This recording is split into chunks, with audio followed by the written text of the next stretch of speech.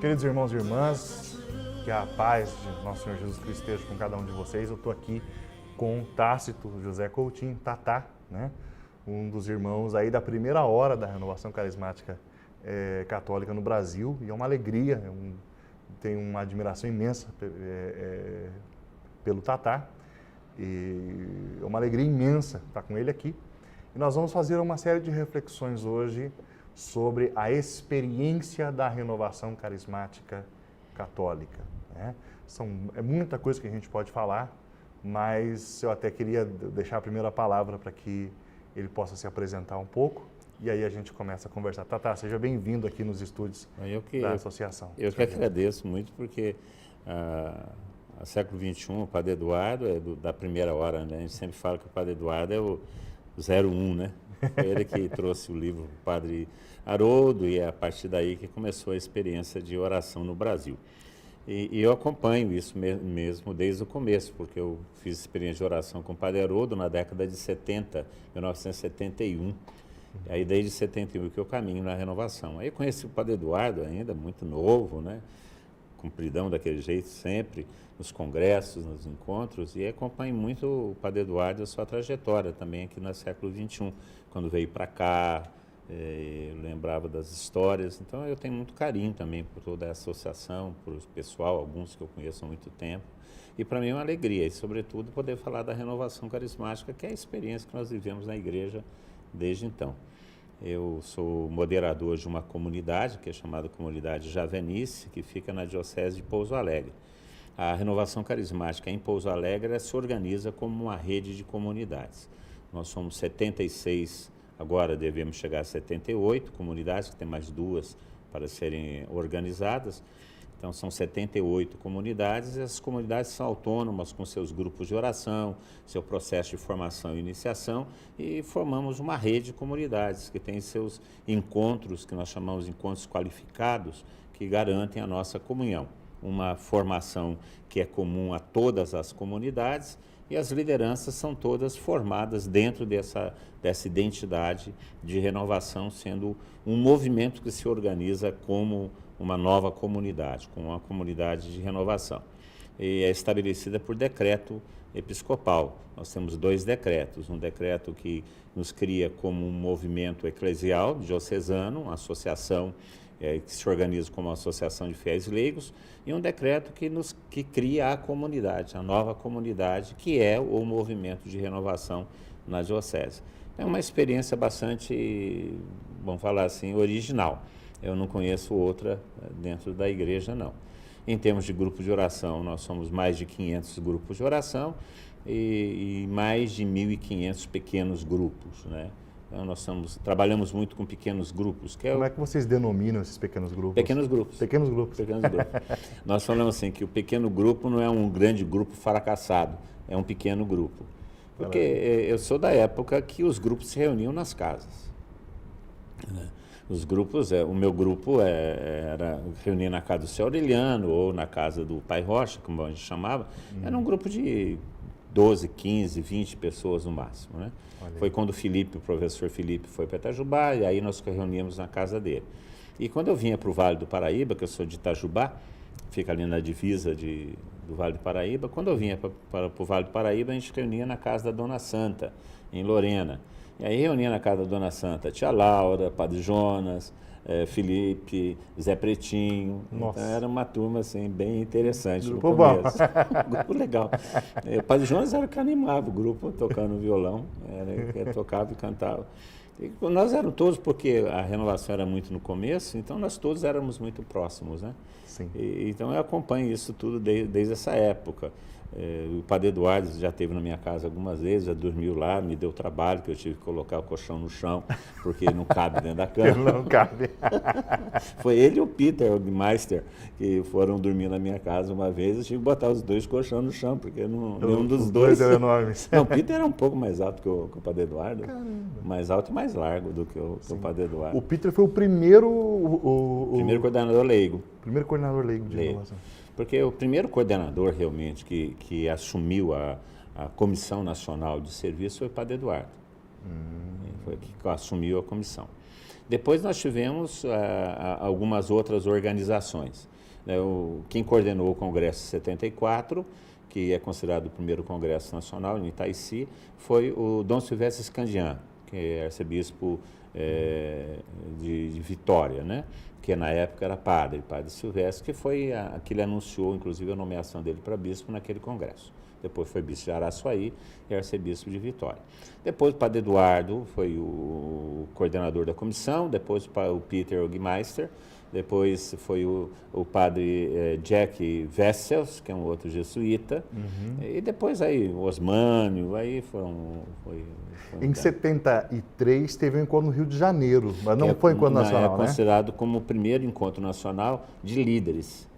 Quem promoveu foi Dom Cipriano Chagas. Dom Cipriano. Aí os grandes pregadores de renovação carismática estiveram presentes. Era um grupo de uns 40, 50, se muito. E nesse grupo, nessa havia renovação no Brasil inteiro? Havia.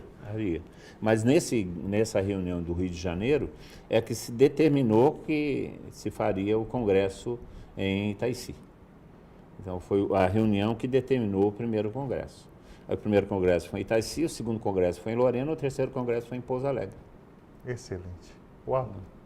Maravilha. Em Pouso Alegre nós tivemos em 1977, vai fazer o ano que vem 50 anos, né? 40 anos o ano que vem, fevereiro de 77, estiveram lá reunidos Padre Eduardo, Padre Jonas, e Padre Haroldo e o Monsenhor Mauro Tomazini, que eram consideradas as 4 linhas de renovação presentes no Brasil.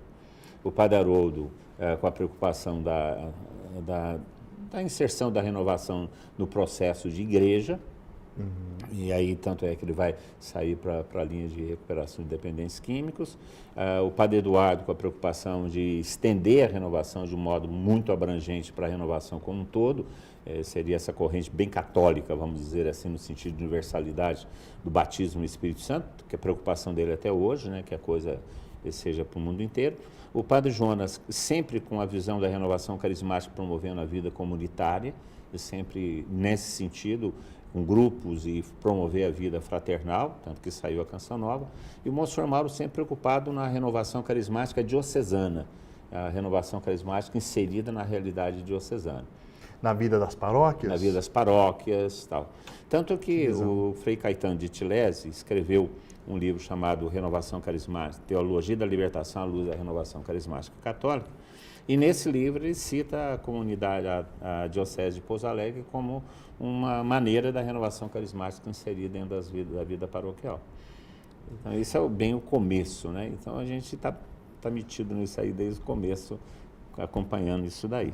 Eu acho até que valeria a pena as pessoas conhecerem um pouquinho mais quem foi o Monsenhor Mauro Tomazini. Você podia falar um pouquinho mais do Monsenhor? Porque o Padre Haroldo a gente conhece, sim, né? Fundador de 500 coisas por aí. O Padre Jonas, precisamos falar, o Padre Eduardo, mas o Monsenhor Mauro, quem não é mais antigo, quem não leu coisas antigas, um pouco mais antigas, ou quem não é da região, infelizmente, muito infelizmente, não conhece. Não, né? Porque o Monsenhor Mauro, que a gente chamava de vô, o apelido dele para nós era vô, o Monsenhor Mauro, ele, por causa da visão dele de renovação, ele falava que a renovação carismática ela é diocesana. Porque se é uma renovação para renovar a igreja se caracteriza por ser diocesana. Onde está o bispo está a igreja. Santo Inácio de Antioquia. Então, aonde está a igreja, está o bispo e vice-versa. Então, ele sempre falava que a renovação ela tem que se organizar a partir das dioceses, porque é o bispo que autoriza ou não aquilo acontecer dentro da sua diocese. É o bispo que autentica os carismas, no sentido, não os carismas, as expressões carismáticas, o dom de línguas, a profecia, o carisma como uma graça eclesial, que faz uma diferença na igreja. É o bispo que reconhece. E se o bispo fala, eu quero na minha diocese, terá. Se o bispo fala, eu não quero na minha diocese, você não, a não ser que seja desobediente, né? Então, ele sempre entendeu isso. E por isso ele nunca se preocupou muito em sair. Ele tinha, assim, as missões, ele ia muito à Bahia, ia no interior do estado de São Paulo, pregar experiências de oração, mas ele sempre se dedicou o tempo inteiro a a organizar e a fomentar a renovação carismática na diocese, né? Então, a diocese ele andou, a diocese inteira, ele estava presente nos grupos, ele estabeleceu o princípio de formação nosso, a visão da renovação como um movimento eclesial diocesano que tende a se organizar como uma comunidade. Então, isso nós herdamos dele. E, infelizmente, como você disse, poucas pessoas conhecem, porque a visão que ele tinha de renovação é uma visão muito interessante para a igreja de hoje. Ele já falava naquela época, na década de 70, ele veio para a renovação carismática em 76. Então, ele já falava naquela época da renovação carismática de rede de comunidades, de grupos de vida comunitária, de formação permanente, de representatividade nas lideranças, coisas que hoje em dia estão na onda, estão na moda e que devem ser retomadas. Então, é uma coisa muito interessante. Olha, acho que valeria a pena a gente aprofundar, mas eu quero fazer uma pergunta anterior e aí voltar para aquilo que são as comunidades de renovação, porque eu acho que é exatamente disso que a gente está falando. Mas vamos pensar naquela pessoa, Tata, que está nos vendo e que não sabe o que é a renovação carismática. Ou que tem visto uma manifestação, desculpa a expressão, mas uma manifestação caricata. Ah, sim. Né? Então, eu queria que falasse, se a gente tivesse que definir o que é renovação carismática. Bom, a partir do cardeal Cordez, agora Cordez, na época arcebispo, a renovação carismática é um movimento eclesial que está a serviço de uma graça eclesial, que é o batismo no Espírito Santo. Então, seria uma coisa muito uau, né? É um movimento eclesial, a serviço de uma graça eclesial, que é o batismo no Espírito Santo, ou a experiência continuada de Pentecostes. Então, a renovação carismática, ela surge no Brasil como, primeiro, né, o histórico que eu participei. Talvez não seja essa a história oficial, mas é a história que eu participei. O Padre Haroldo Ram era fundador do TLC, né, e eu era jovem, eu vim da base do TLC, né, era um movimento jovem. E o Padre Haroldo queria um aprofundamento para a liderança, uma continuidade para o TLC.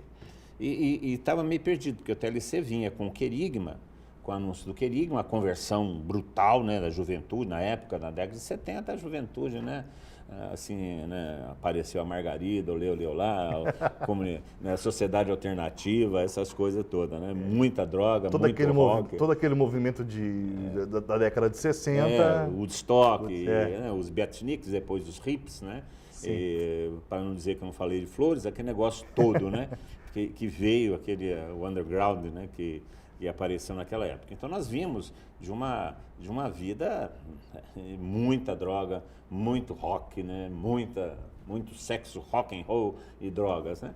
Nós vimos disso. E aí dava um impacto. O TLC vinha dar uma pancada na gente, a gente, de repente, acordava e identificava Jesus Cristo, né? Aliás, a gente chamava Jesus Cristo de barbudo, né? E, aliás, inclusive, quase fui preso pela ditadura na época, porque eu escrevi no quadro "Um barbudo revolucionou o mundo", eles pensavam que eu estava falando do Che Guevara. Fotografaram, mandaram para o SNI. Foi um rolo danado por causa disso. Então, a gente vinha dessa conversão.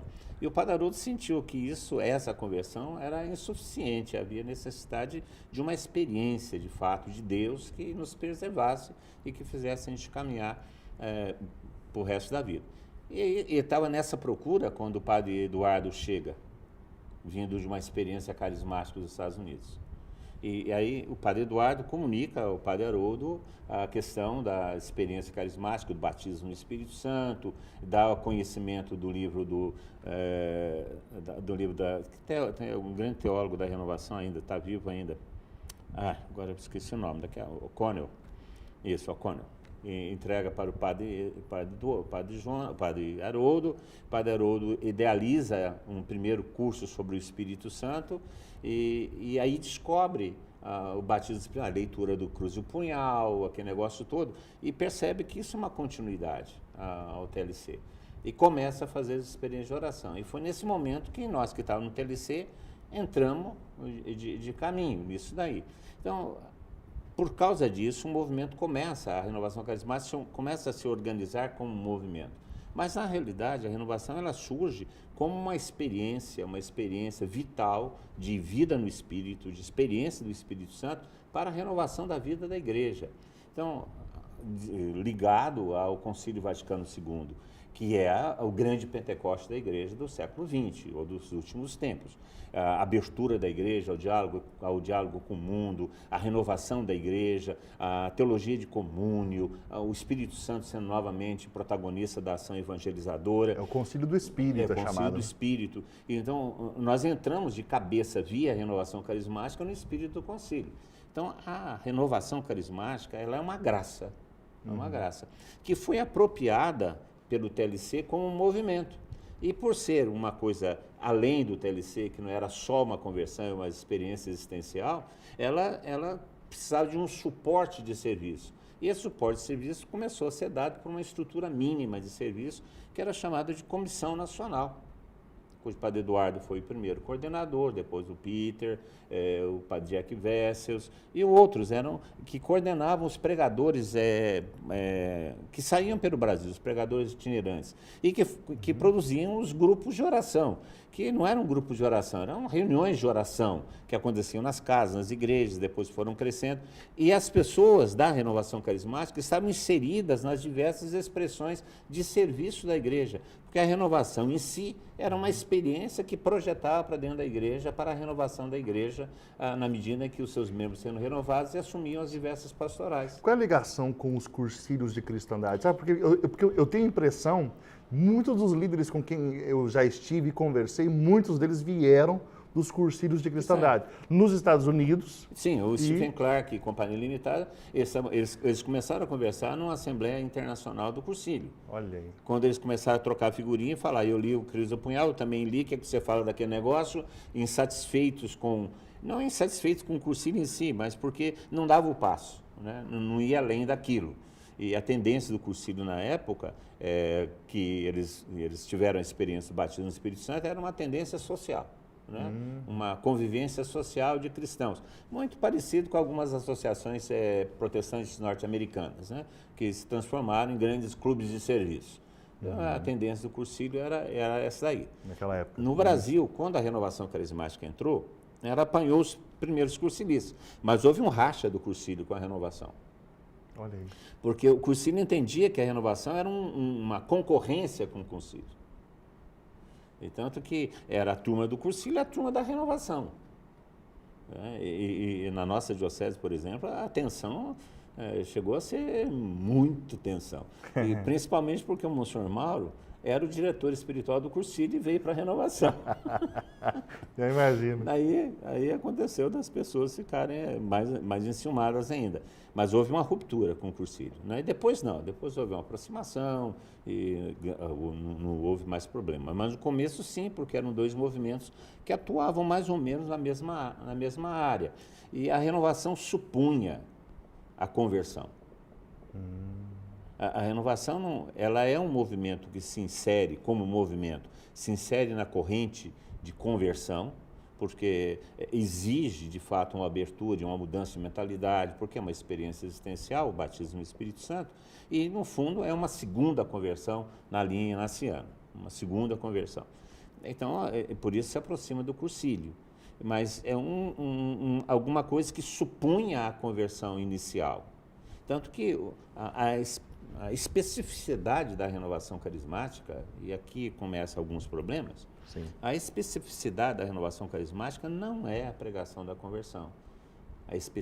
A especificidade da renovação carismática é o batismo no Espírito Santo. Então, o nosso curso básico era o seminário de batismo no Espírito Santo e a experiência de oração para batismo no Espírito Santo. Era esse nome, Seminário de batismo no Espírito Santo. Seminário de vida no Espírito com batismo no Espírito Santo. E a experiência de oração para batismo no Espírito Santo. Olha aí. Então, essa é a nossa especificidade. Nossa especificidade não é o querigma. O querigma é o anúncio básico da igreja, é o processo de entrar no cristianismo, necessário para a salvação. Pode ser até uma besteira que eu estou falando, mas isso é teológico. O batismo no Espírito Santo não é necessário para a salvação. Não é. O necessário para a salvação é crer que Jesus Cristo ressuscitou dos mortos é o Filho de Deus. Crer e confessar. Aí nós teremos a vida eterna.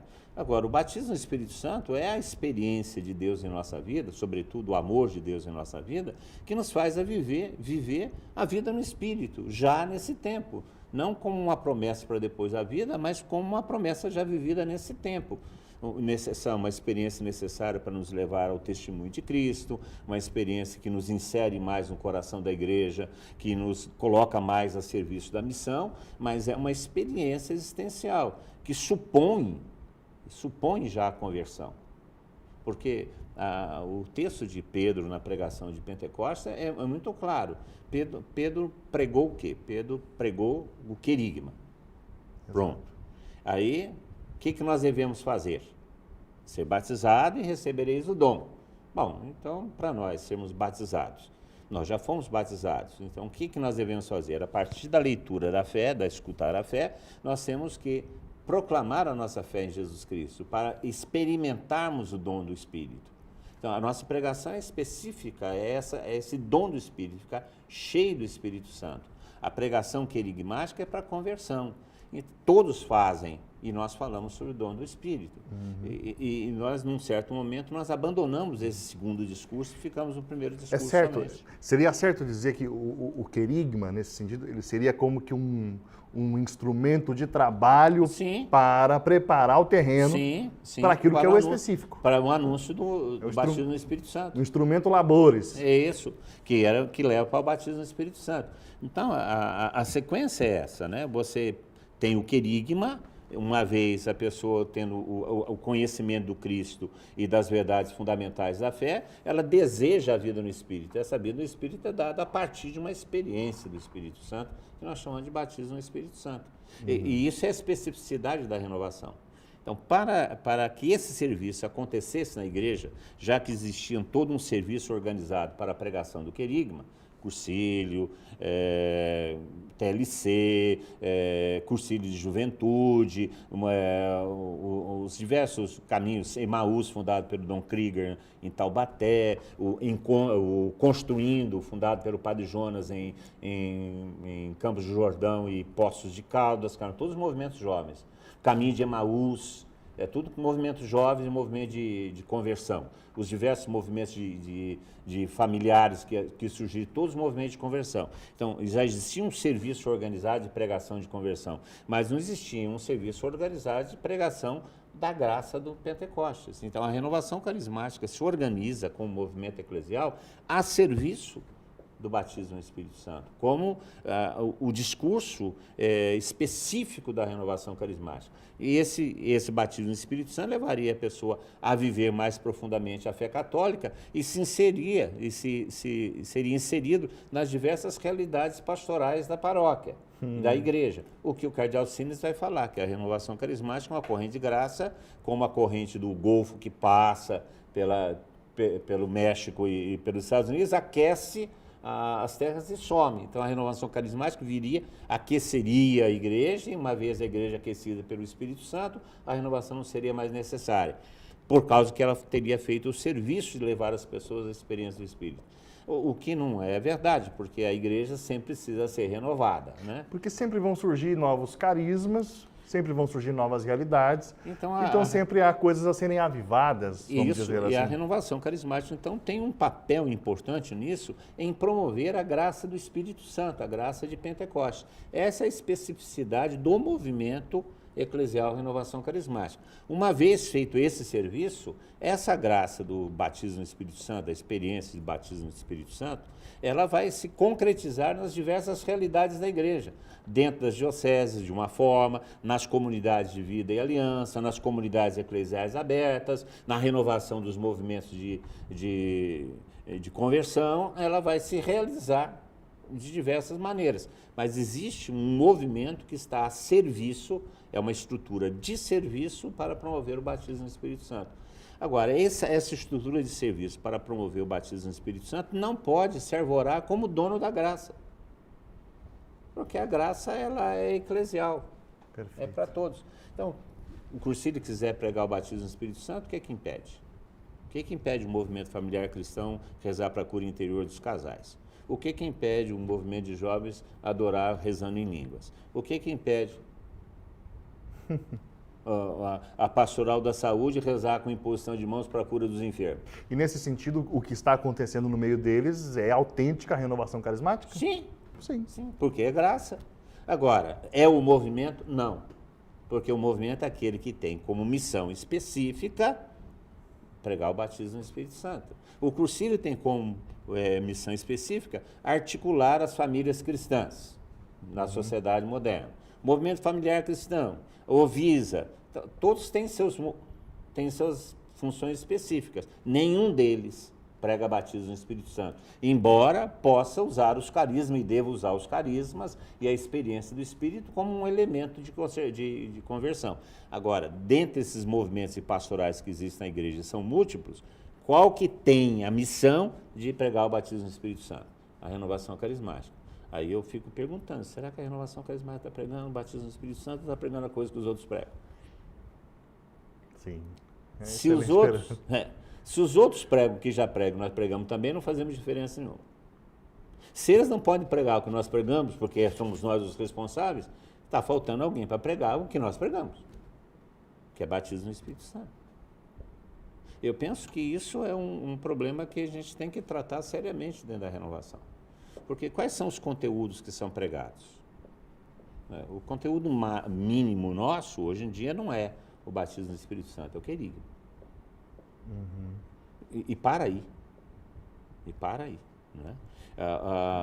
O seminário de batismo no Espírito Santo é optativo dentro da renovação carismática, pelo menos naquela linha de formação que o Ministério de Formação apresenta. A Marisete falou que ia corrigir isso porque, de fato, foi uma grafia equivocada, a intenção não é falar que é optativo, mas é opcional aonde é colocado, se é no começo ou no fim, mas o fato é que, por estar descrito opcional, acabou sendo opcional. Sim. Né? Operacionalizado. Eu vou ser sincero, eu já rodei aí muito, né? Não tanto quanto você, mas eu já fui em muito lugar no Brasil e é raríssimo conhecer servos que já fizeram o seminário de batismo no Espírito Santo. Seminário de vida no Espírito, seminário de dons, experiência de oração, ok. Mas seminário qual que é o conteúdo da experiência de oração? O conteúdo da experiência de oração é o mesmo do seminário. É o mesmo do seminário. Amor de Deus, pecado, fé e conversão, promessa do Espírito, batismo no Espírito Santo numa sentada só, aí já vem a vida eclesial. Exatamente. Aí grupo de oração e outras coisas mais. Aí depende o molho depende do freguês, mistura, né? Aí logo depois disso, sem ter uma noção de quem que é o Espírito Santo, a promessa do Espírito Santo, o batismo no Espírito Santo como experiência continuada do Pentecostes, e aí vem a vida carismática, não acontece. Então sai do querigma e vai direto para os carismas.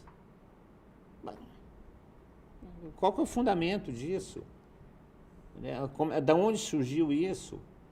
Então, há um buraco, há um hiato, há um vácuo aí que não tem sido preenchido, que é da nossa especificidade. É da nossa especificidade. Nós fomos suscitados pelo Espírito Santo como movimento para quê? Para pregar o Pentecostes. Nós somos os pentecostais, portanto, nós temos que pregar o Pentecostes. Não é só a expressão pentecostal de rezar em línguas, levar com a mão para cima, rezar em louvorzão todo mundo junto, cantos animados, isso qualquer um. Hoje em dia, essa é a grande verdade, hoje em dia, por exemplo, tem muito padre hoje que faz missa de cura, onde você vê essas manifestações. Sim, isso, porque é da igreja. Agora, quem é que prega batismo no Espírito Santo? Ou pelo menos deveria pregar batismo no Espírito Santo? É a renovação carismática. Então, ela é um serviço, e aí se organiza como movimento, para prestar esse serviço à igreja. Porque, para que o batismo no Espírito Santo seja disponibilizado, uma palavra meio ruim, mas que seja disponibilizado ou promovido, alguém tem que fazer isso. Tem que ter um serviço organizado para isso. Então, aqui tem um movimento eclesial. Tata, eu vou pensar naquela pessoa que não tem muito conhecimento, que está conhecendo agora a renovação. Nós estamos falando de batismo no Espírito Santo aqui. E aí você até falou, e eu, dentro da minha limitação, eu endosso o que você falou.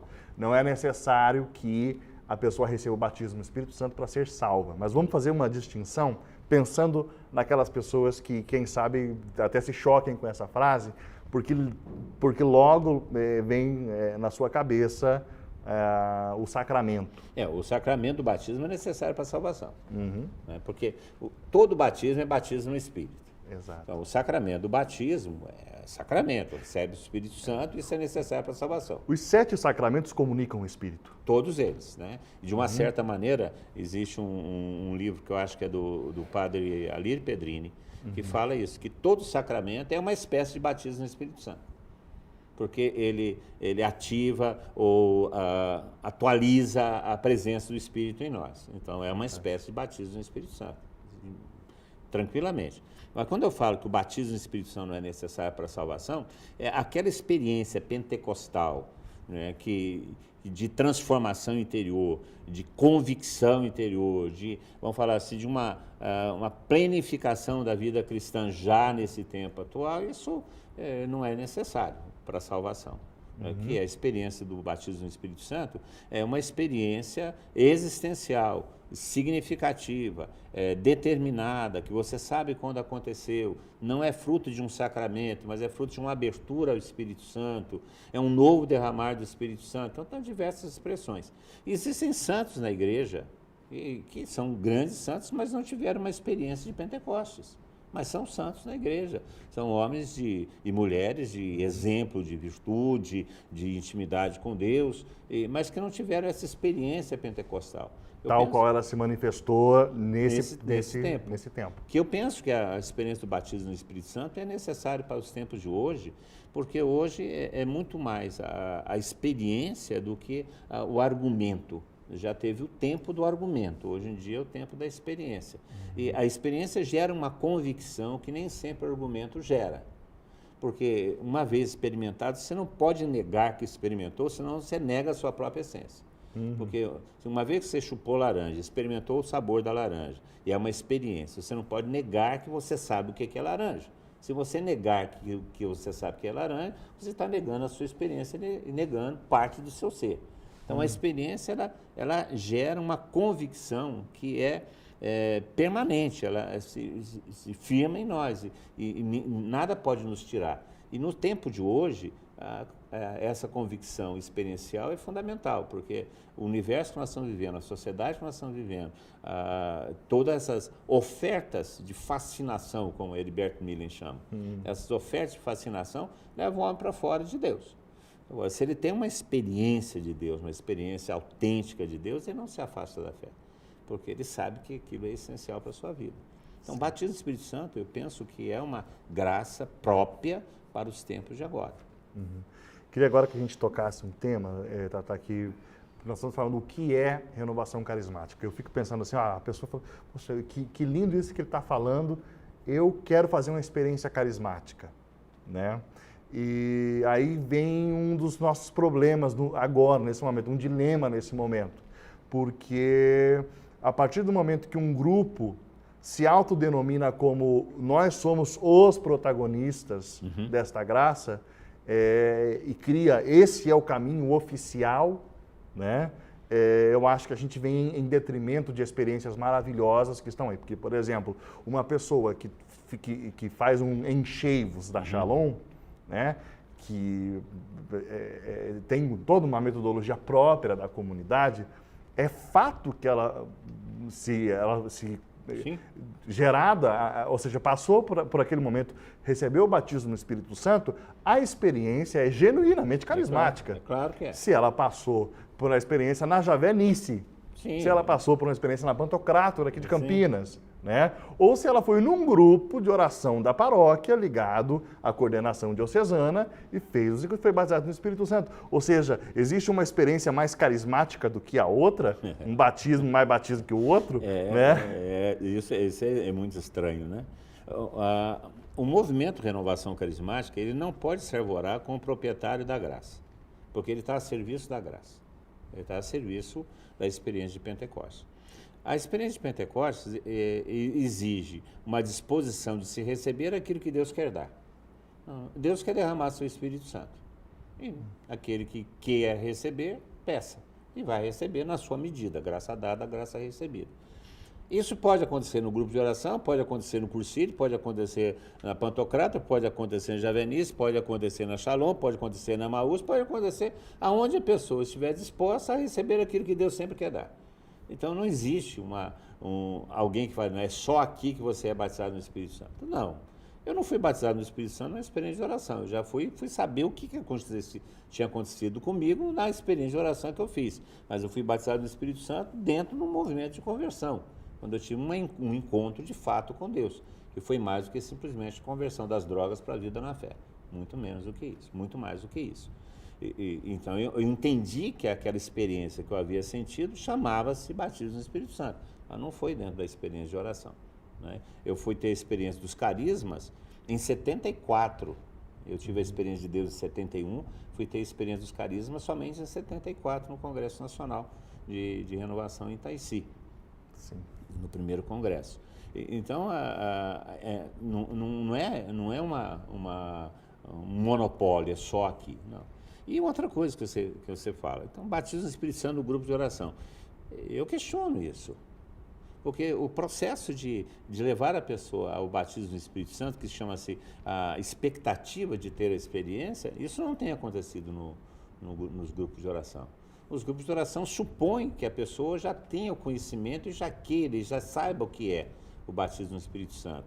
Aí fala, agora é o momento do batismo no Espírito Santo. Muitos que estão lá não sabem o que é, não desejaram, não têm expectativa.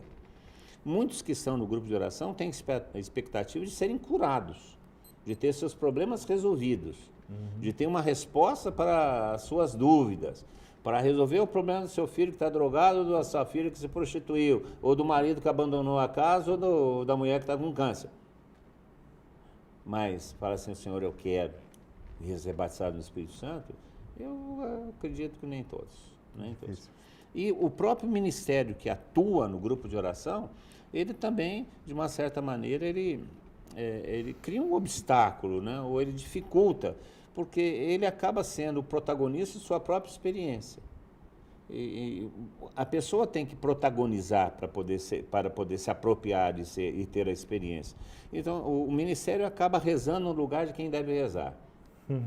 É ele que canta, é o ministério que propõe, é o ministério que reza, é o ministério... E o que nós temos é simplesmente uma reação àquilo que o ministério oferece. Então, o grupo de oração acaba sendo um grupo que assiste a oração do ministério, mas não é um grupo que reza. E o Espírito é dado em oração. Então, eu não sei se num grupo de oração de renovação carismática seriam batizados no Espírito. Eu acho que é muito mais fácil ser batizado no Espírito no curso de cristandade do que num grupo de oração. Porque lá é capaz de ter uma experiência autêntica de conversão movida pelo Espírito Santo, que no grupo de oração, do jeito que se apresenta hoje. Ah, entendo. Mas, digamos assim, se ele vive aquilo que ele tem que ser, porque hoje, talvez é a grande dificuldade, que é uma das coisas que eu mais gosto de ouvir você falando. E uma das principais deficiências na minha pobre visão, mas é assim, a questão da vida de comunidade. Ah, sim. Sim, porque assim, hoje, o que nós temos hoje são reuniões de oração. Sim. Então, uma vez por semana, as pessoas se reúnem por 1h30, rezam e vão embora. É isso. Né? Mas o grupo de oração, na verdade, ele deveria ser constituído de muitas outras, muitos outros momentos atividades que geram uma vida de comunidade, onde eu participo da vida do outro, onde a gente... Né, Porque muitas vezes o núcleo de serviço tem uma vida comunitária maior. Ele se reúne para ensaiar, se reúne para preparar o grupo de oração, a reunião de oração, se reúne para preparar uma formação ou não. Então, existe um outro momento, 1 ou 2 momentos, que eles se reúnem novamente. Então, existe já uma partilha maior, uma identificação maior entre eles, podendo falar que é quase uma vida comunitária, embora não seja. Mas o grupo de oração, as pessoas, os participantes que não estão no núcleo de liderança, eles vão para uma função religiosa. Maleporcamente comparando, é que nem a mãe vai à missa, comunga e vai embora para casa e a vida não muda. A próxima missa eu encontro o sujeito no mesmo estágio que eu estava na última. Porque não existe uma vida no espírito, não existe uma vida fraterna, não existe um caminhar na fé. E a graça pressupõe a natureza. Não e adianta. aí a pessoa vai ao grupo de oração, anima, tem companhia, é animado o grupo, é divertido, é bom, tem boa música, tem uma boa pregação, mas e fica nisso, né? Não existe o passo da fraternidade. A fraternidade é resultado da experiência do Espírito. E quando nós colocamos a serviço do outro aquilo que nós recebemos de Deus.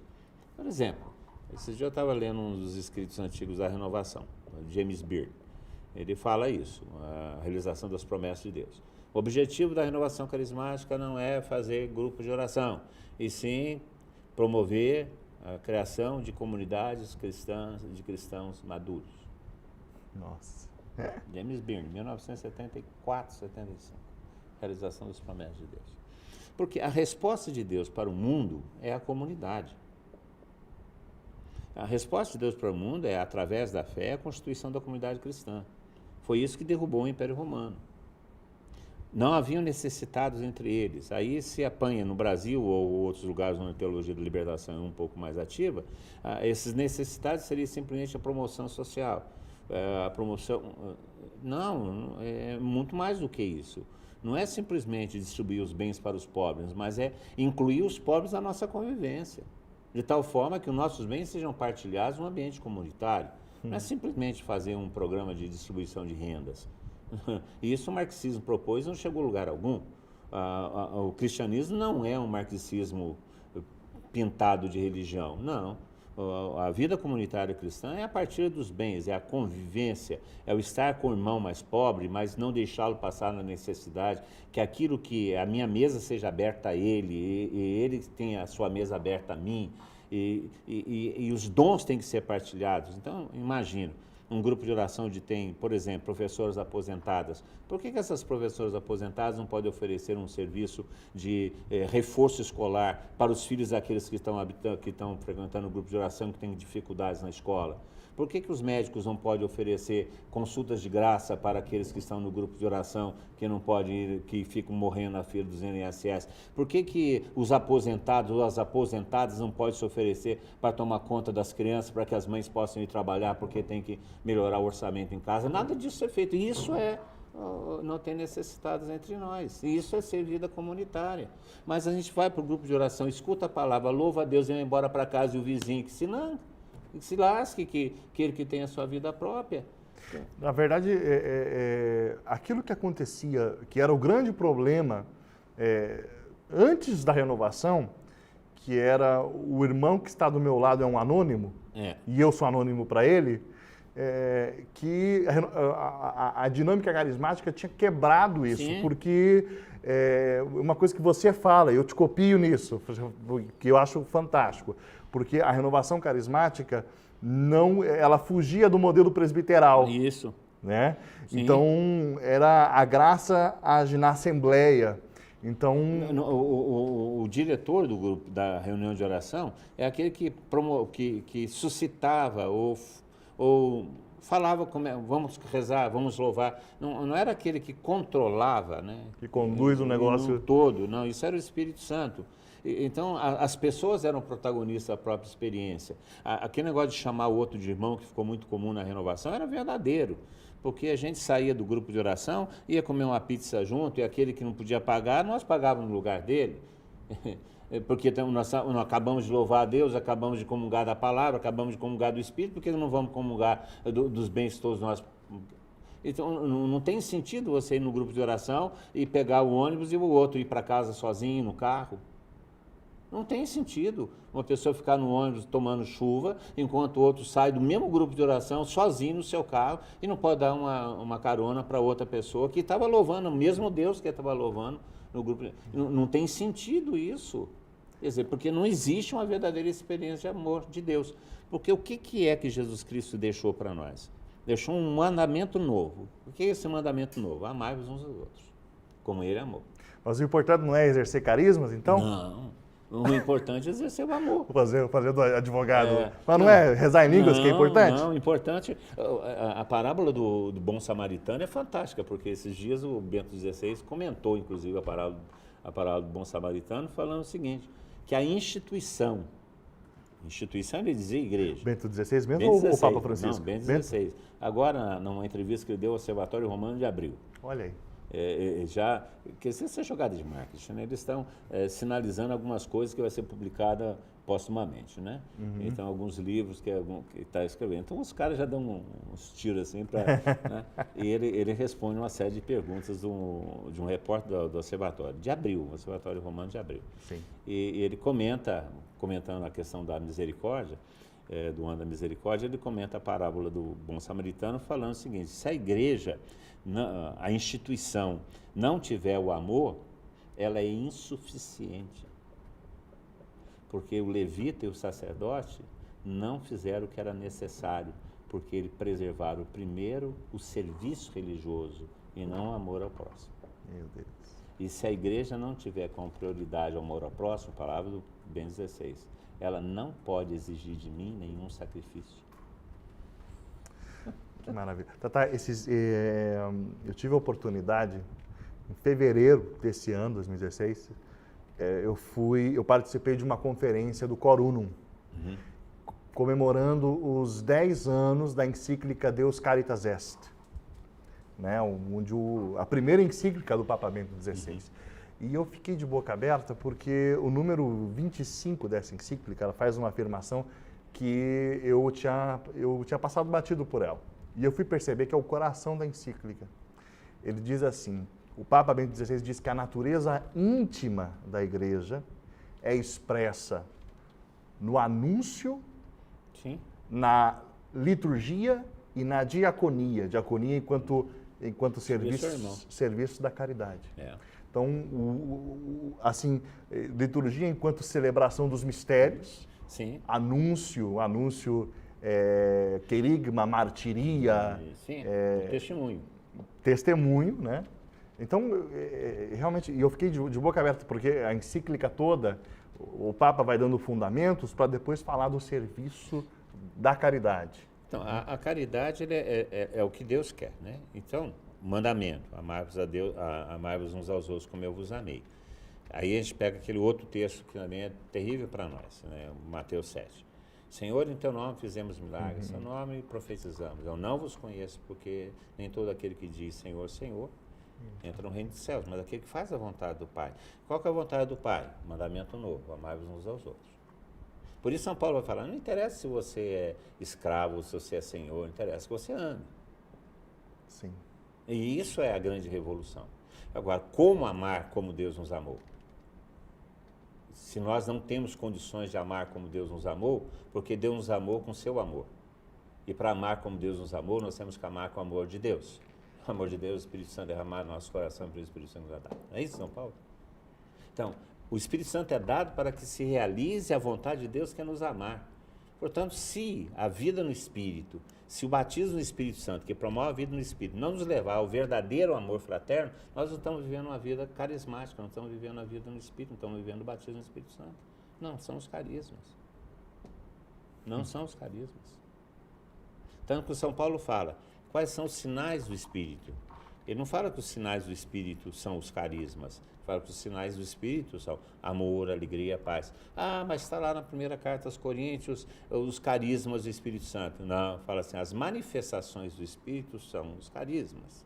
O Espírito se manifesta em um com profecia, se manifesta em outro. Então, os dons pertencem ao Espírito e não à pessoa, que se manifesta em qualquer um, até na burra de Balaão, até em Caifás, se manifesta em qualquer um, porque a função do Espírito é a promoção da edificação da igreja. Portanto, a manifestação do Espírito não supõe ou não caracteriza que eu estou vivendo a vida no Espírito. O que caracteriza é o amor. Então, esse é um outro erro, né? Esses dias eu li o Frei Raniero Cantalamessa, num escrito antigo, ele combatendo esse erro. Nós achamos que os carismas estão ligados à geografia, né? A vida dos santos. E é um erro enorme. que a gente comete. Os carismas, eles são dados ou são manifestados em nós em função da missão. Agora, são manifestações sempre do Espírito. O Dom Monleon, né, que é um bispo francês, escreveu um livro sobre os carismas, muito interessante. Ele fala isso, que os carismas sempre serão de natureza provisória, ocasional, sempre serão provisória e ocasional. Porque depende do momento que o Espírito Santo quer se manifestar. Nunca será propriedade de alguém. Talvez que o Espírito se manifeste mais vezes no mesmo carisma uma pessoa, talvez para as pessoas seja mais disponível, porque o Espírito quer se manifestar assim. Mas a pessoa nunca pode falar que ela é proprietária do carisma. O Espírito, sim, é proprietário dos carismas, porque os carismas são suas manifestações. E mais, por exemplo, o dom de cura. O dom de cura a cura é o dom. Por isso São Paulo fala dons de curas. Então, cada cura é uma manifestação do Espírito. Então, se cada cura é uma manifestação do Espírito, o dom de cura se manifesta no doente, não é em quem reza. Tão simples e tão e a gente não para para pensar. Aí fala assim, fulano de tal tem o dom de cura. Não, ele reza para que as pessoas sejam curadas, mas o dom se manifesta na pessoa que é doente, o dom pertence à pessoa e não àquele que rezou. Então qualquer um pode rezar, não precisa ser fulano, beltrano, ciclano. Maravilha. Aí vem as coisas. Não, vamos rezar em línguas. Bom, mas se é dom, é iniciativa do Espírito. Tá, vai falando aleluia, aleluia, aí você recebe o dom. Não, você pode ficar desse dom, se o Espírito quiser manifestar o dom de línguas em você, ele vai manifestar. Padre Haroldo nunca rezou em línguas. O dom nunca se manifestou nele. Por quê? Você sabe. Então, não tem um aprendizado de dom. Não, isso é outro equívoco que existe dentro da renovação. Que aí a gente acaba caindo naquela questão que era do começo. O movimento é carismático ou é uma carismania? Os carismas são inerentes à vida, à experiência do Espírito? Sim. Receberam o Espírito Santo, começaram a falar em línguas e profetizaram. Cornélio, começaram a falar em línguas e profetizaram. Paulo impôs as mãos, começaram a falar em línguas e profetizaram. Então, a experiência do Espírito supõe a manifestação dos carismas. Mas os carismas não são a experiência do Espírito. A experiência do Espírito é ficar cheio do Espírito, ou seja, ficar vazio de nós mesmos, ou seja, tem um outro princípio de vida, e o princípio do Espírito. E isso é batismo no Espírito. Não são os carismas. Excelente.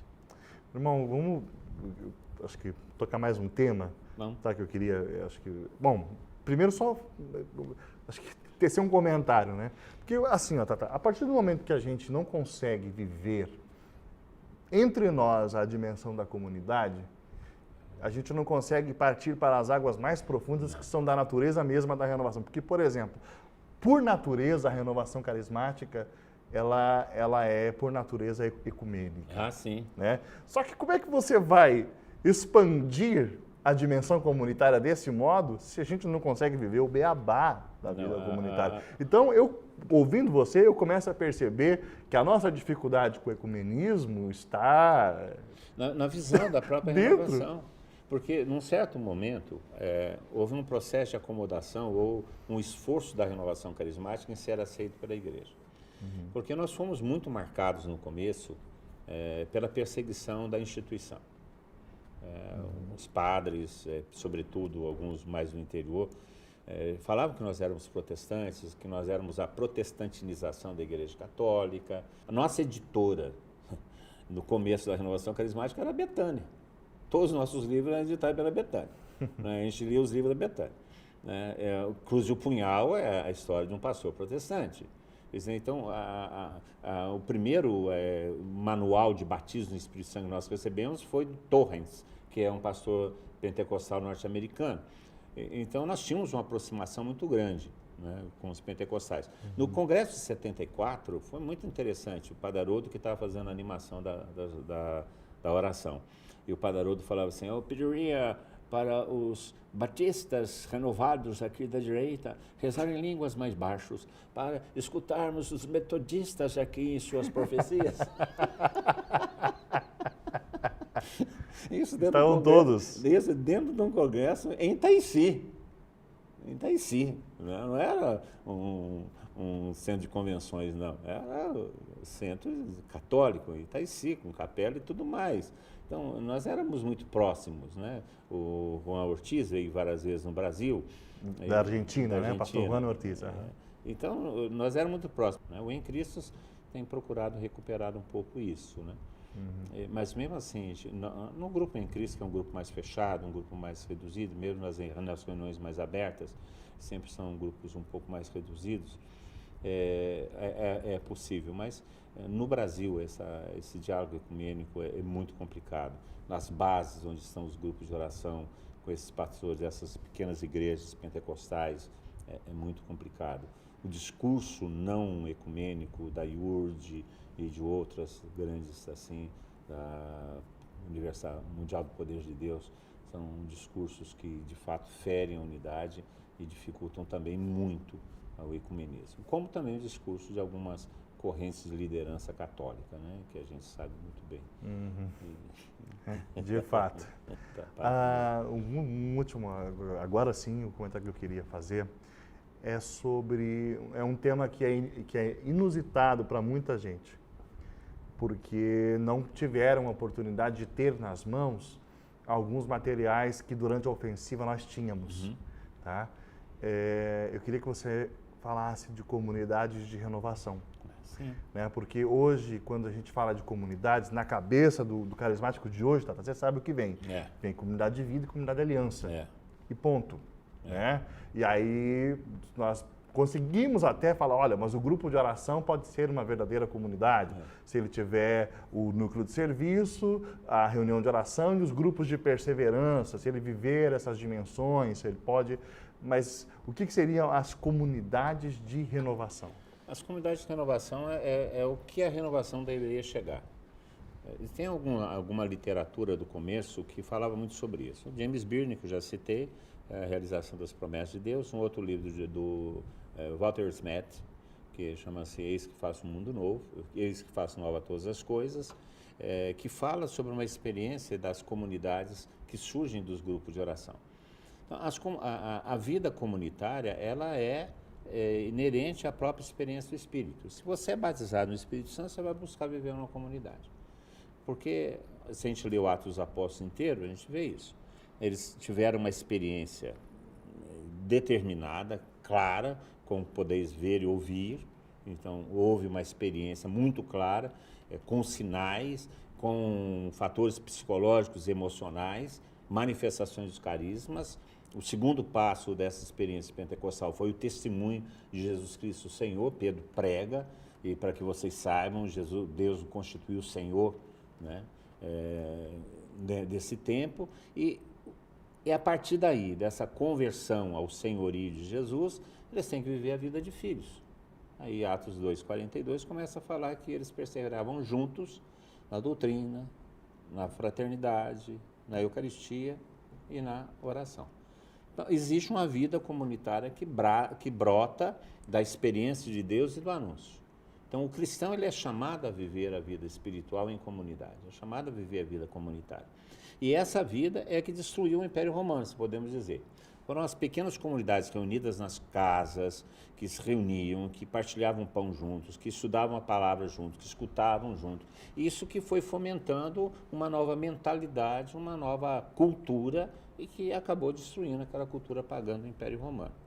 Hoje é possível viver isso nas comunidades de renovação, que são o quê? São relacionamentos a partir de uma experiência comum. Então, essa procura de grandes eventos carismáticos, isso são ocasionais. Nós deveríamos estar reunidos em pequenas comunidades, em nossas casas, a partir da experiência de Deus, para partilhar a palavra, partir o pão, partir a convivência, e com esse testemunho cristão, junto com outros, fomentar toda uma nova cultura, uma nova ética, uma nova mentalidade na sociedade. Então, a comunidade de renovação é isso, é fruto da experiência de Deus que se concretiza na convivência, no dia a dia, no partilhar o pão, sim, no partilhar a oração, não só na oração, no momento da oração, do grupo de oração, não só no momento do grupo de servir, do grupo de perseverança, no serviço dos ministérios, mas na convivência, no estar junto, no se identificar, no ser seu parceiro de truco, de ser seu parceiro de pesca, de ser aquele que vai com você para a praia, de ser amigo, de estar próximo. É isso que é a comunidade de renovação, se identificar como uma comunidade. Mais do que as estruturas, é uma identificação. Eu sou dele, ele é meu. Nós somos de uma comunidade, nós participamos de uma realidade e de um relacionamento. E isso é possível a partir de um grupo de oração.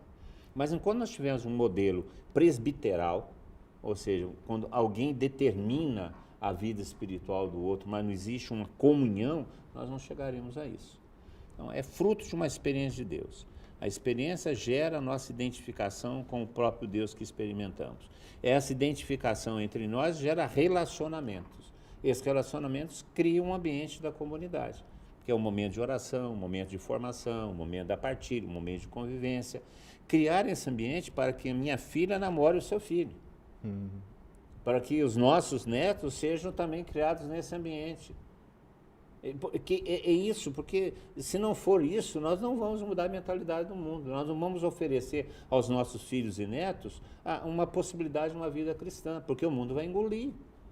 Então, aí, a partir disso, nós podemos criar as escolas cristãs, criar os serviços de saúde cristãos, dentro da comunidade, dentro da partilha daquilo que nós temos, daquilo que nós nos identificamos, daquele amor que nós sentimos um pelo outro por causa do amor a Deus. Então, esse ambiente que é a comunidade, que não precisa de regra de vida, que não precisa de aliança, que existe um binômio muito importante, comunidade e liberdade. Sim. Né? Porque às vezes, justamente, se você pensar num governo totalitário, ele é aquele que quer que a gente viva numa comunidade e tolhe a liberdade. Isso. Existe o neoliberalismo que quer uma liberdade sem comunidade. Né? E o cristianismo, a comunidade cristã é a comunidade dos livres. Pois é, mas os cheios do Espírito. Os livres, cheios do Espírito, mas que têm responsabilidades comuns. Por isso comunidade. Que tem responsabilidades comuns, que sabe que dentro da comunidade eu não posso exercer plenamente os meus direitos no sentido de fazer aquilo que eu quero, mas aquilo que é conveniente à comunidade. E eu faço isso porque eu desejo, porque eu escolho, porque eu sou livre para escolher. Então, a comunidade ela é mais do que uma estrutura. Ela é, na realidade, um espírito, ela é mais um espaço espiritual onde a gente está presente. E isso é possível. A Ofensiva Nacional queria isso, que o grupo de oração partisse para a comunidade como era o projeto original. Nós chamávamos de segundo passo. O primeiro passo é o grupo, o segundo passo é a comunidade. Onde as relações começaram a se estabelecer, as relações de amizade. Eu não os chamo mais servos, eu chamo de amigos, porque eu vos revelei tudo aquilo do meu Pai. Nós conhecemos a Deus, então nós temos que viver como irmãos, como amigos. Não tem saída. Ficar só na atividade religiosa inicial é ficar aquém da experiência que Deus quer nos dar. E a experiência de Deus nos leva ao amor ao irmão, necessariamente. Eu fui pregar uns tempos aí atrás num lugar onde estava tendo uma crise muito grande de desemprego, por causa dessa crise que nós estamos tendo. Aí o animador do grupo falou assim, olha para o seu irmão, falou, eu te amo, meu irmão, você é um caminho de Deus para mim. Eu escutei, mas eu fiquei meio aborrecido com aquilo. A hora que eu fui falar, eu falei assim, olha para o seu irmão, fala para ele, eu te amo, meu irmão, você é um caminho de Deus para mim. Agora fala assim para ele, você está desempregado? Se ele falar para você assim, estou desempregado, você fala assim para ele, então porque eu te amo e você é o caminho de Deus para mim, você vai comer na minha casa o período que você quiser, enquanto você estiver desempregado. Aí você pode falar para ele, você ama. Porque você não pode fazer isso, então não fale não. Não fale não. Porque você está só participando de um evento. Você não está participando de fato, isso não é sincero. Então, se não existe essa dimensão de quem está do seu lado, no grupo de oração, passando necessidade, não só necessidade física, necessidade de presença, de palavra, de amizade, e você não se compromete com ele, então você não fez uma experiência do Espírito. E a comunidade é isso. Comunidade é esse compromisso com o outro, é esse conviver, é esse telefonar depois, é esse estar junto, é esse conviver num jantar, ou num piquenique, ou num jogo de futebol, ou numa outra oração, ou num momento de estudo da Palavra de Deus, ou numa missão conjunta, vamos sair para anunciar o Evangelho. É gerar vida. A vida não é só um ponto, não é só uma reunião. A vida é mais do que isso. É a igreja católica, achar que a vida se resume na missa. Não resume. Não resume. Nós fizemos anos e anos a nossa vida religiosa pontuada na missa. Nós estamos celebrando missa há 2000 anos. O mundo continua pagão. O mundo continua pagão. Se fosse só a celebração fosse suficiente para evangelizar o mundo,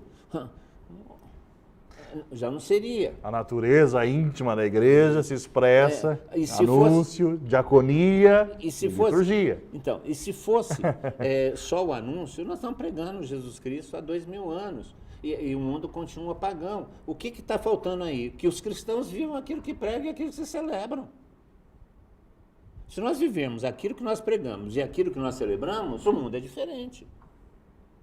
Então, nós não vivemos o que pregamos e nem vivemos o que celebramos. O que é viver o que pregamos e o celebramos? A comunidade cristã. Falar comunidade paroquial. Que comunidade paroquial? Agora, você não acha que aquilo que a CNBB escreveu nesse documento 100, sim, comunidade de comunidades, você não acha que isso é um pensamento, pelo menos é um documento que alenta? Isso ela está repetindo o que ela já falou lá atrás, o que Puebla já falou. Isso é antigo. Paróquia, comunidade.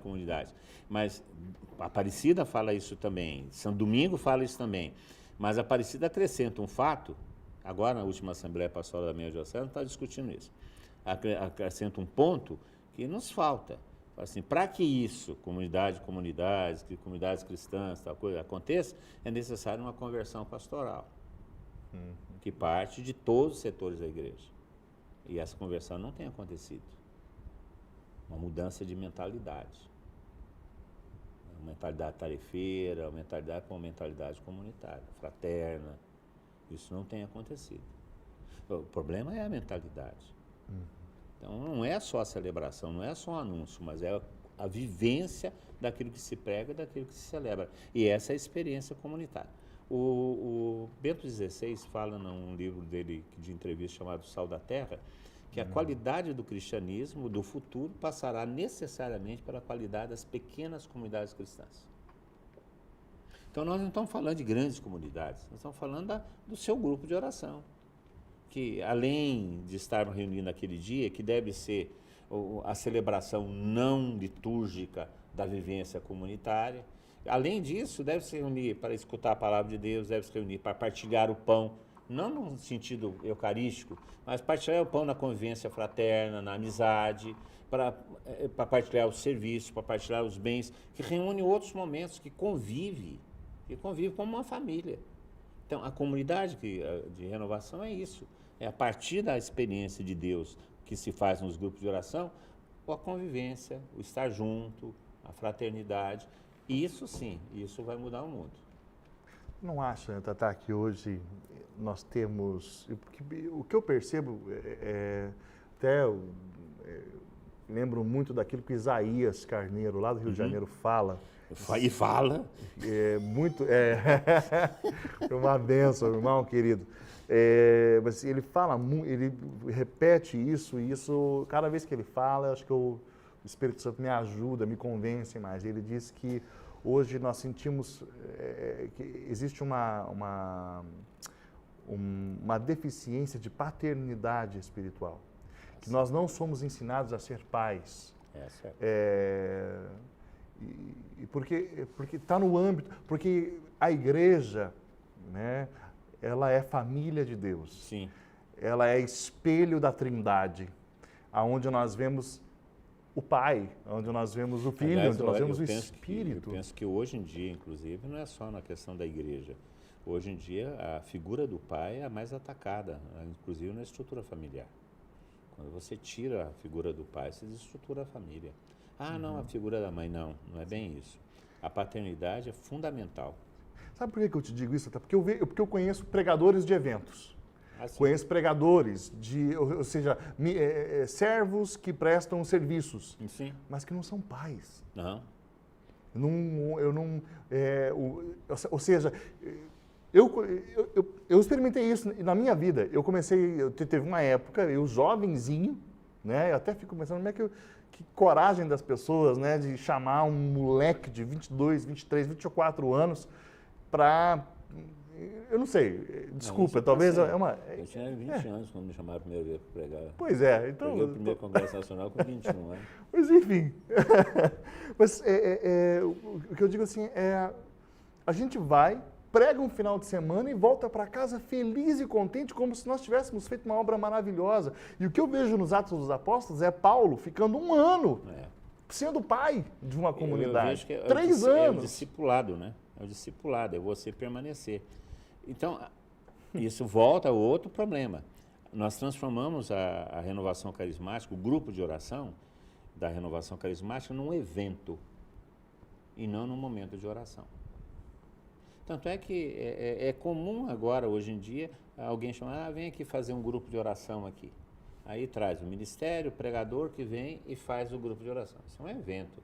O grupo de oração ele é resultado da vivência comunitária. A reunião de oração é resultado da vivência comunitária. Aí se abre para novas pessoas que queiram conhecer a experiência que a comunidade faz e queiram também participar dessa experiência. Então essas pessoas que vêm para a reunião de oração, que é a reunião da comunidade, vêm como se amam e desejam fazer parte. Aí eles são encaminhados para o Seminário de Vida no Espírito para um processo de iniciação, para serem inseridos na comunidade. Essa é a dinâmica. Então a comunidade ela tem a recepção, a paternidade, a maternidade, porque existe um ambiente onde a graça é partilhada. Agora, os grupos de oração hoje são eventos, as pessoas vão, fazem o grupo de oração e pronto, final, não existe uma sequência, uma permanência, e você não tem experiência comunitária. Sem dúvida. Tá.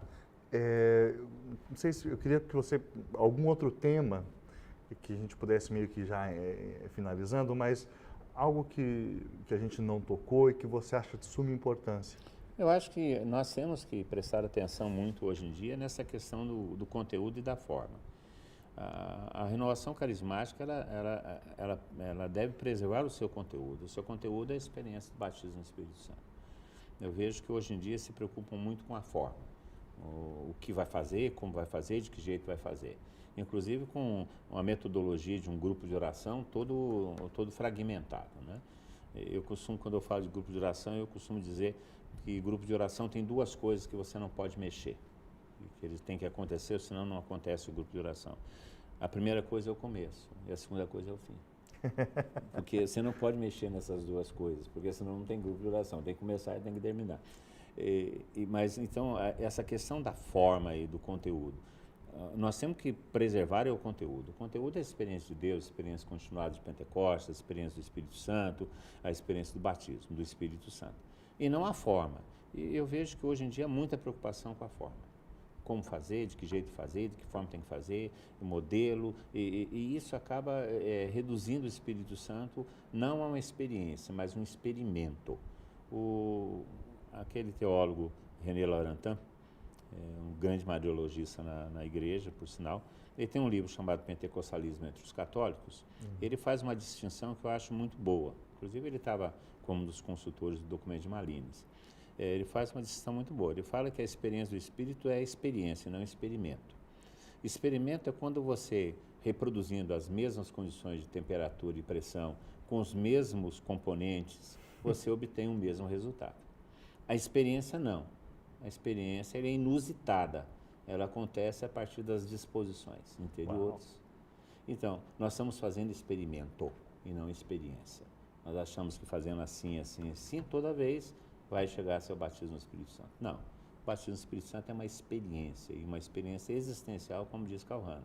Uma experiência ontológica, que muda o ser, e não só uma experiência emocional, embora exista também um componente emocional. Sim. E nós estamos querendo fazer disso um experimento. Não. O conteúdo da renovação é o batismo no Espírito Santo. O que é o batismo no Espírito Santo? É ficar cheio do Espírito. na medida que você deseja que o Espírito venha. Aí você fica cheio do Espírito.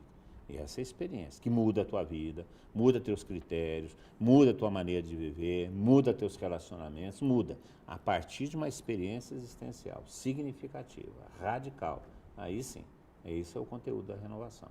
O resto, como acontece, isso é ocasional, circunstancial, passageiro e depende da época. O cardeal Carlo Maria Martini escreveu um livro que ficou famoso na igreja toda, chamado O Deus Desconhecido. Sim. Né?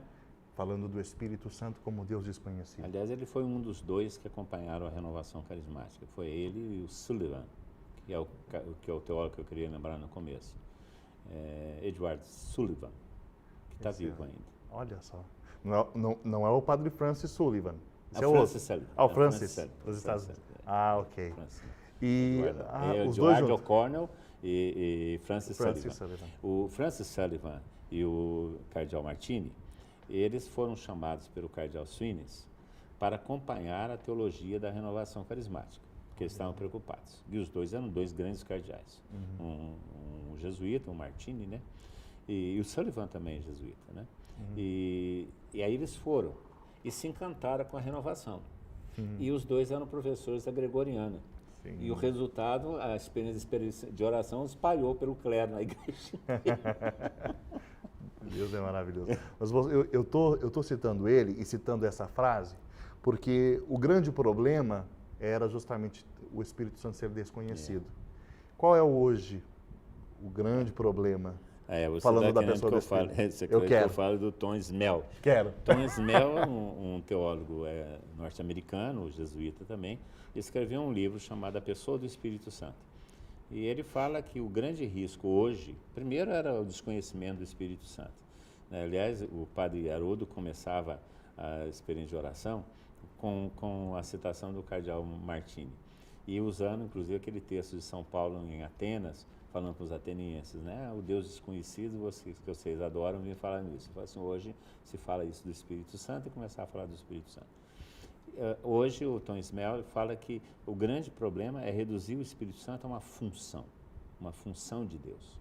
Então é a função da unção, a função do carisma, a função do poder, mas não uma pessoa com a qual você se relaciona, a qual você experimenta a presença, e você não é. Então é uma outra heresia, né?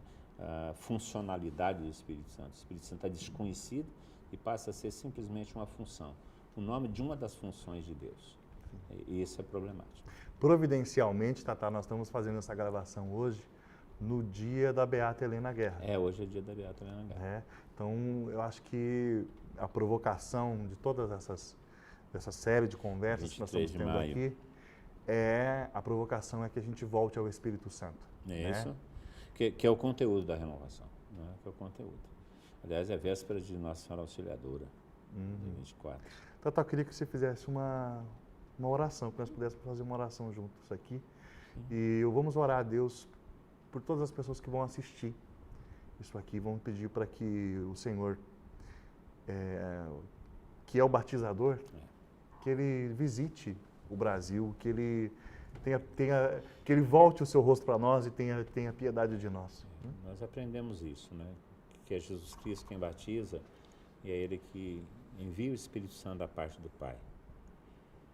E nós precisamos disso hoje, no Brasil, na Igreja do Brasil, sobretudo, que precisa se posicionar diante desse quadro terrível que nós estamos passando de corrupção, de violência, de miséria, em todos os sentidos. Pedimos a Deus que tenha piedade de nós e por Jesus Cristo envie seu Espírito Santo sobre nós. O Espírito transformador, o Espírito que é a presença de seu amor em nós. Sim, Jesus. Um Espírito que possa nos conduzir, nos fazer discernir os caminhos do Senhor. Sim, meu Deus. Um Espírito que suscita em nós o desejo do Evangelho, o desejo de estabelecer o Evangelho como critério e valor de todas as nossas ações, de todos os nossos projetos. Nós suplicamos, ó Deus Pai, que por Jesus Cristo derrame seu Espírito Santo sobre nós. Sim, meu Deus. Reproduza nesses tempos as maravilhas de Pentecostes, como pedia João 23. Que produza nesses tempos a experiência de seu amor, o amor transformador. Nós te pedimos, ó Pai, por misericórdia, por Jesus Cristo, derrama teu Espírito Santo abundantemente sobre nós. Faz-nos cheios do teu Espírito. É isso que te pedimos, Senhor. Amém. Amém. Tata, muito obrigado, viu, meu irmão? Que isso. Que Deus continue te abençoando e te usando. Amém. Né? Nós agradecemos o Padre Eduardo. Sim, o Padre Eduardo, 01. 01, sua fidelidade e pela graça de Deus hoje a gente está podendo estar nesse local fazendo essa gravação por causa do sim também desse homem. Sim. Deus o usou, né? Nossa Senhora, desde o começo, né? Desde o começo. Desde o começo. Um grande pregador da renovação, um homem de muita visão, né? E tem pago o preço por isso, né? Sim. Tem pago o preço. Mas não reclama, não. Perfeito. Deus abençoe. Amém. Até mais.